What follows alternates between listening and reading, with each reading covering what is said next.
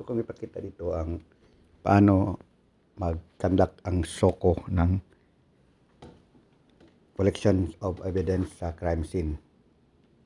Kung anong mga guidelines, kung anong sino lang ang allowed, anong procedure, sino makapasok, anong rule ng first responder. So, ipakita ko dito ang whole proper na procedure. Tapos, ipakita ko din yung ginawa sa Palawan. I-compare nyo para makita nyo ang diferensya. Okay? So, start tayo.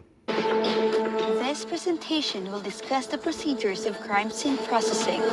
Upon arrival at the crime scene, protection of the crime scene, markings, photographs, collection of physical evidence, and release of the crime scene.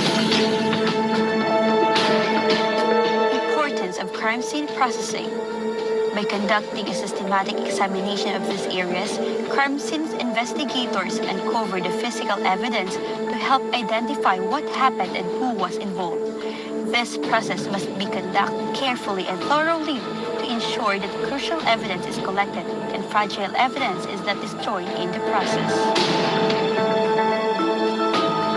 Scene of the crime operative, a case of homicide.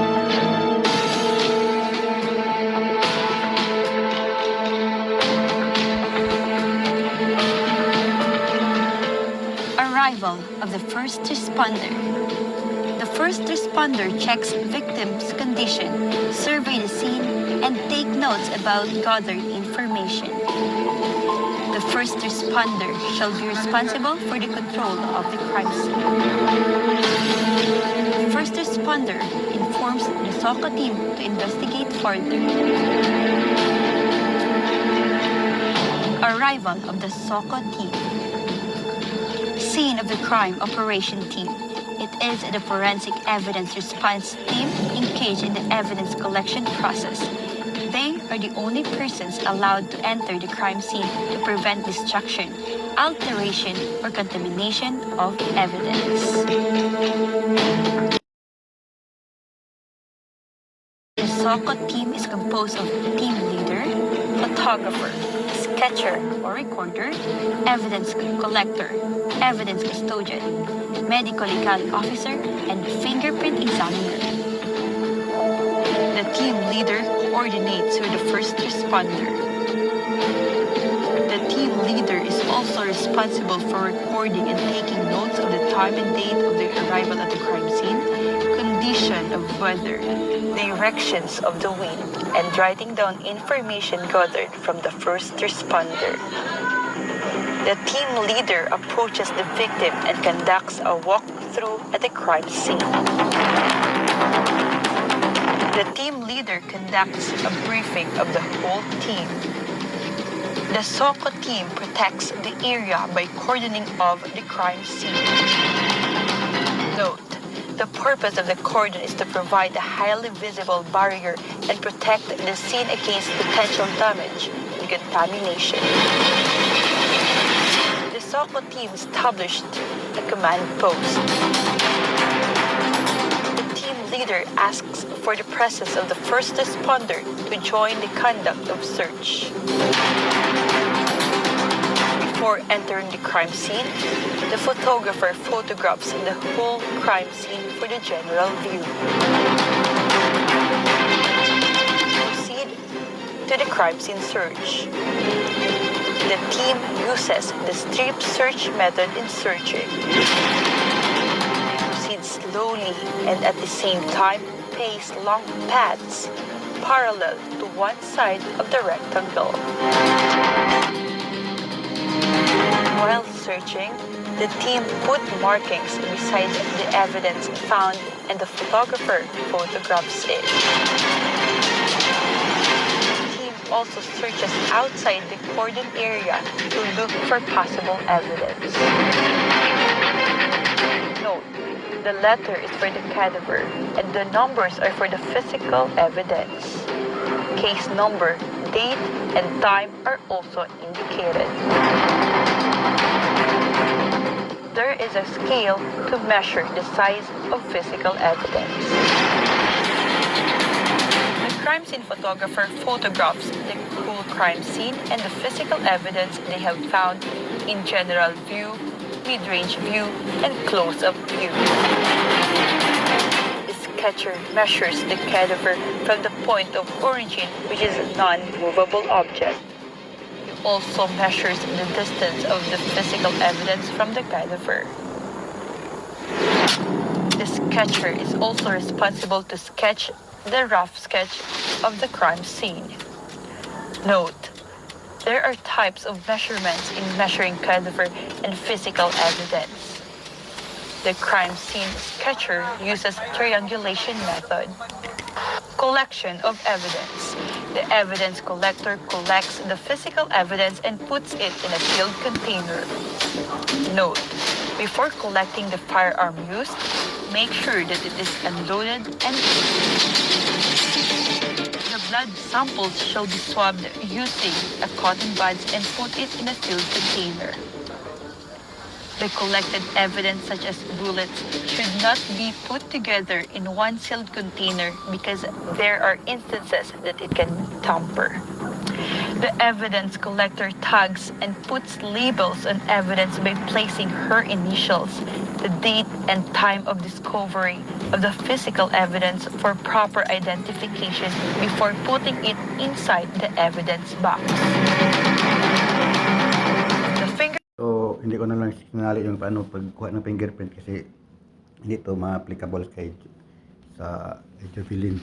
So, ito ang nakita nyo ang proper paano mag-conduct ang soko ng pagkuha ng mga ebidensya.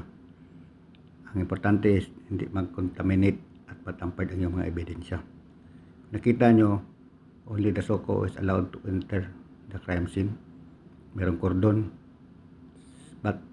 at saka yung pagkuha ng ebidensya, kagaya yung nakita doon yung hair para sa buhok ni Jovelyn, dapat doon lagyan ng plastic, proper sealed. So ipakita ko dito yung ang ginawa nila, tama ba hindi. First of all, yung pagpasok pa lang nila at naglakad-lakad na sa crime scene, violation na yun. So tingnan nyo ang mga violation ay i-compare mo sa proper na paggawa ng crime scene. Inira doon siya Ayaw kasi grasundan ka na eh. Grasundan pa niya. nung nakuha niya doon sa Jovelyn. Dito niya dinala. O, dito na kita lang. Dito. O, dito. Sigurado ka dito dinala. Dito. Tapos, Sige, baba ka doon.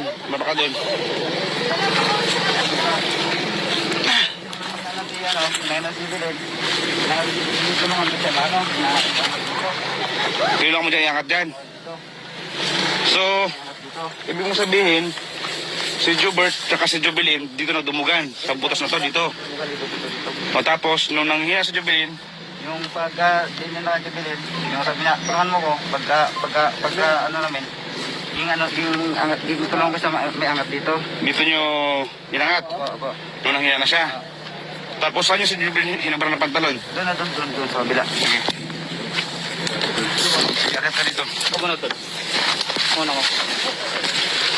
Ito, pinapakita po natin kung paano yung ginawa niya kay Jovelyn nung gabi nung August 5. So dito na, banda. Ito. Medyo madilim mo talaga. Paglapag namin dyan, tinulungan ko pa sa naiangat. Binuhat niya papunta dito. Pinasan niya lang. O tapos, saan niya binaba? Sige.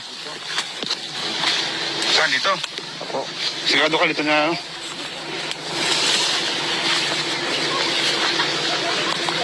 Dito nga. Dito. Ito dito. Ako dito. Yan dito. Ngayon, pagkarating nyo dito kasi may mga ano pa, kawan-hawan pa. Pagdating dyan. Okay. Dito ka na pa dito. Pagdating dyan. Pagkarating nyo dito, Dyan siya. saan ka nakapwesto? Kaunta mo dyan, ha? Dyan. Saan nakapwesto? O, dito nakapwesto. Okay, ngayon, sige, dito ka. Mga tapo na kasi dyan. Sige, dito ka. Balikan dito. Doon. Ngayon, nung dyan ka nakatayo, anong nakikita mo dito? Doon ka doon. Anong nakikita mo nung ginagawa ni Jobert? Nakatayo, dito ako nakatayo. Dito ako nakatayo siya. Dito ako dito. Kasi yung mga turista nang nagadaling dyan. Yung mga tao na nagadaling. Oo. Nakatayo, din dyan. Diyan niya, diyan niya, inumpisa ang halayan si Jubilin. Dyan na hinabad yung pantalon ni Jubilin. Oo. Sige. Kaya po, pero yung tapos na namin, tapos na yung patay na si Jubilin, yung i-dispose na. Ito yung nanay? Opo.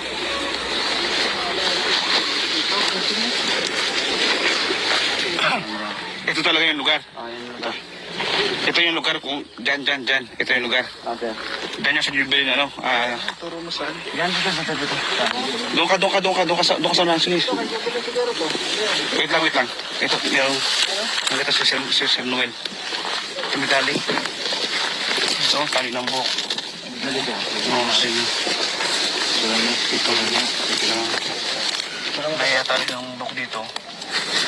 Nakita na posible ka Jubilin. Baka yung ikaw dito siya, nahulog din eh. Okay. So, sige, tuloy mo. Yung para pa sa akin. Yung kwento mo kanina. Dito, harap pa dito sa akin, harap pa dito. Matapos, Nung matapos na dyan, huwag kang malikot. Dito, harap pa sa akin, oo. nung matapos na, dinala na namin doon. Hindi. Dito hinubad ni Jobert, yung pantalon. Oo. Yung damit ni Jubilin, suot niya pa rin. Suot niya yung damit. Oo. Pati yung bag nakalagay. Okay.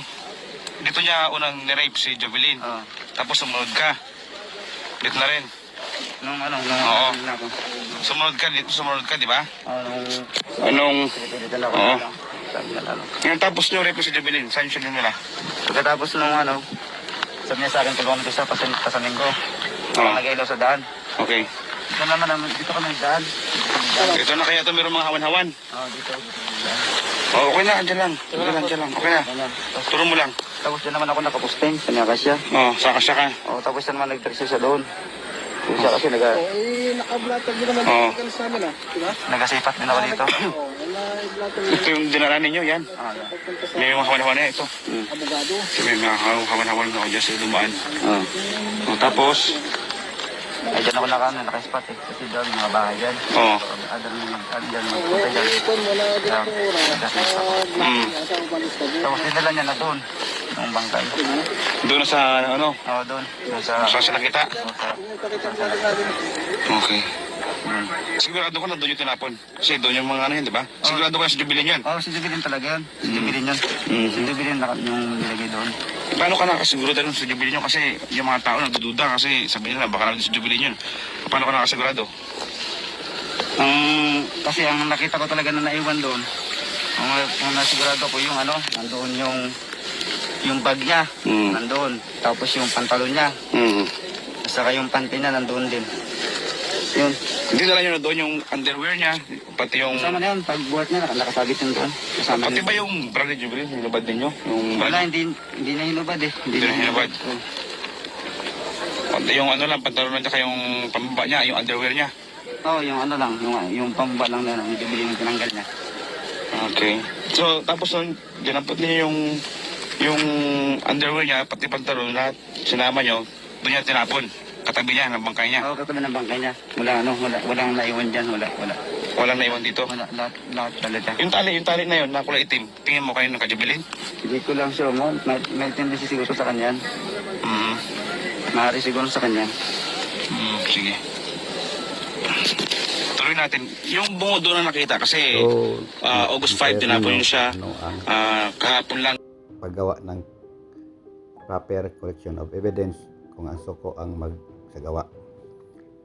At for information of everybody, ang soko ay isang unit ng PNP under the Crime Lab, Criminal Laboratory, which is ang lahat ng mga membro dyan is trained regarding sa pagkolekta ng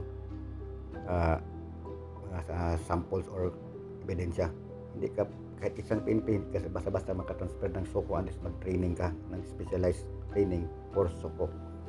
So kaya nabuo yung soko. So sa ganito na kaso sa Palawan, parang hindi tinawagan ng first responder o yung investigator sa case na hindi nagpatulong niya sa soko.